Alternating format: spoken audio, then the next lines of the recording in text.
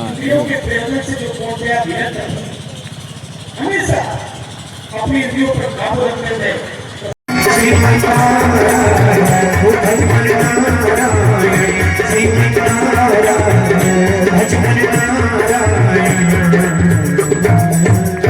बोले लक्ष्मी नारायण भगवान की जय हो।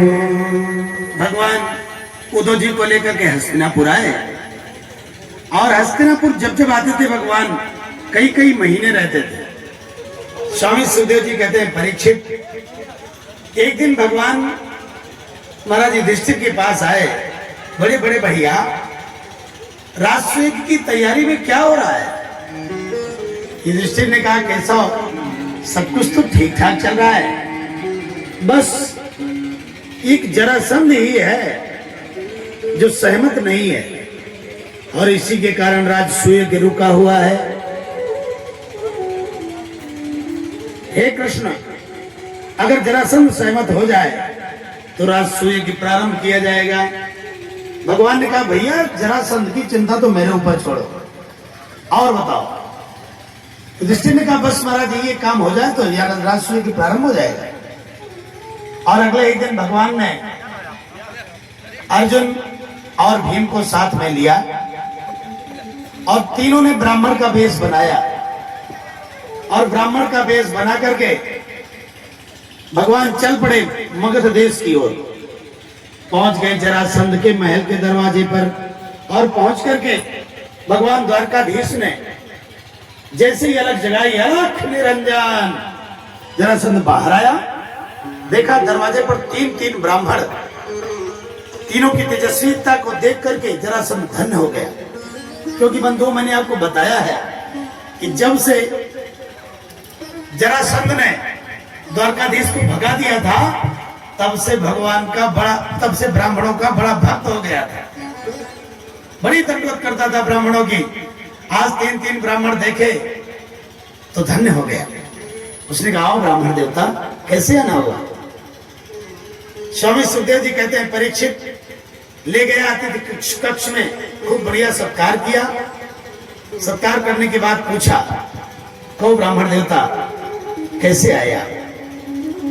भगवान द्वारकाधीश ने कहा राजन अपने नाम संतोषी ब्राह्मण है, आपसे कुछ मांगने आए हैं, लेकिन मांगने के पहले मेरी एक शर्त है राजन कि पहले आपको वचन देना होगा कि मैं जो मांगूंगा उसे इनकार नहीं करोगे।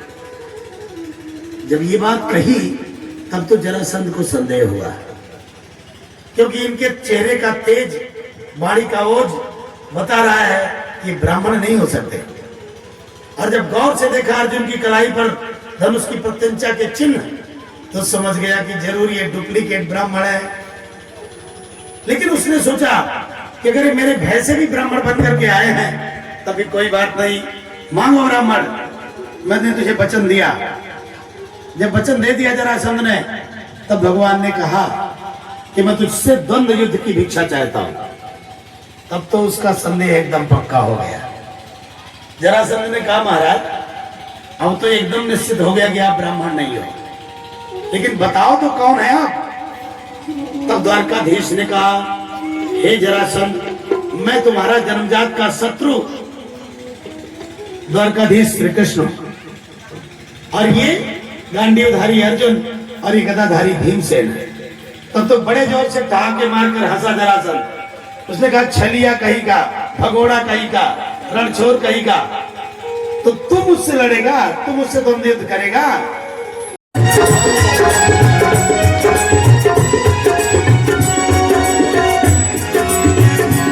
श्रीमन्नारायण नारायण नारायण श्रीमन्नारायण नारायण नारायण भगवान नारायण नारायण नारायण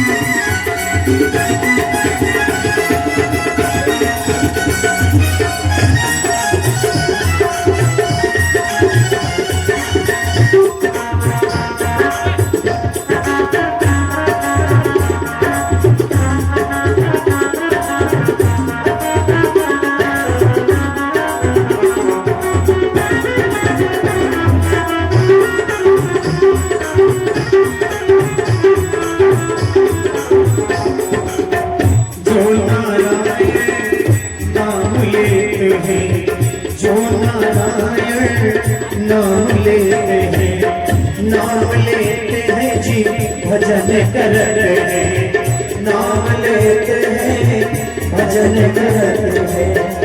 आप हो तो सब सारा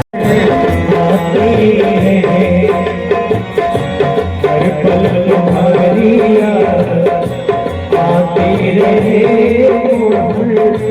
आती रहे। तेरी छवि मन को लुभाती रहे, हर पल तुम्हारी याद आती रहे, आती रहे। हर पल तुम्हारी याद आती रहे, आती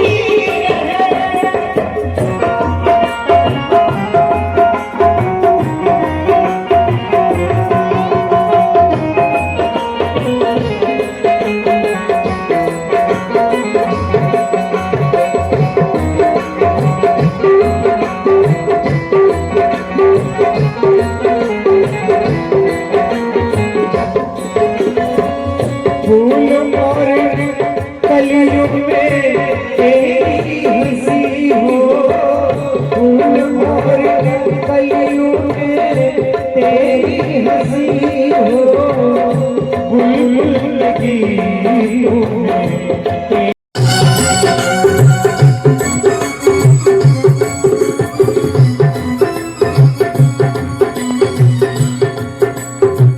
कुछ भी नहीं शिवा तेरे प्यारे, कुछ भी नहीं शिवा तेरे प्यारे। जो कुछ भी तेरे हवाले, जो कुछ भी तेरे हवाले। नैनों में तेरी छवि, नैनों में तेरी छवि समाती रहे, हर पल तुम्हारी याद आती रहे, आती रहे। हर पल तुम्हारी याद आती रहे, आती रहे। हर पल तुम्हारी याद आती रहे, आती रहे। हर पल तुम्हारी याद आती रहे, आती रहे, आती रहे, आती रहे। बोले वृंदावन बिहारी लाल की जय हो। आइए अरुण भैया, आइए। Shri Arun Mishra ji advocate GST adviser हैं आप, आपका आगमन हुआ है, बहुत बहुत साधुवाद, आपको विराज है। स्वामी सुखदेव जी कहते हैं परीक्षित वो